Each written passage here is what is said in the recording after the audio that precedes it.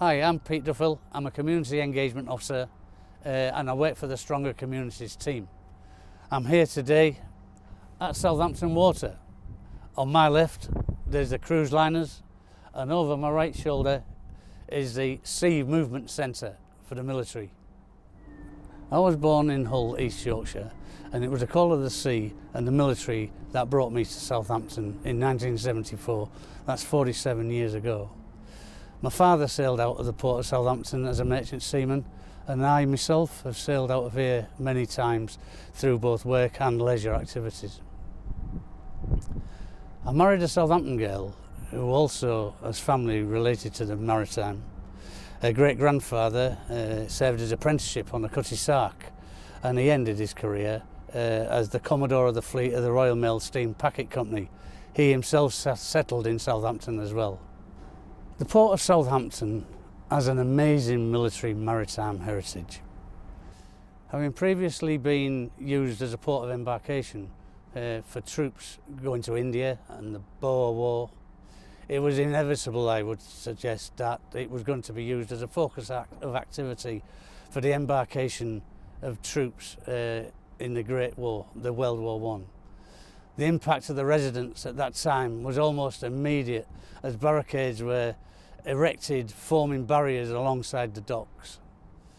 Up to 90 trains per week were shunted into the docks, carrying troops and supplies and horses, and there was a constant departure of heavily laden steamers leaving both night and day up this river as the troops forming the part of the expeditionary force.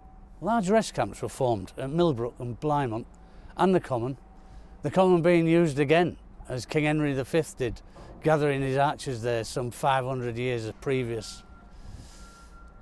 By the end of World War I, 70 million troop movements were made from the Southampton port, let alone the supplies and the livestock. The Second World War saw Southampton as a pivotal port for the launch of invasion, with some 7,000 military port personnel. 100 buses per day were coming into the city, bringing 2,000 stevedores in to the docks on a daily basis.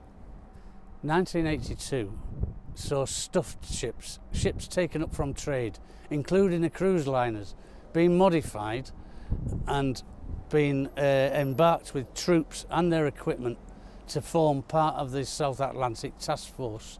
Notably, the civilian crews went with them vessels as well into the 8,000 miles away conflict zone.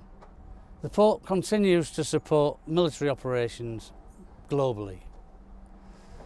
Southampton, Britain's premier cruise port, is home for no less than 13 cruise ships, and it includes the ocean liner Queen Mary II.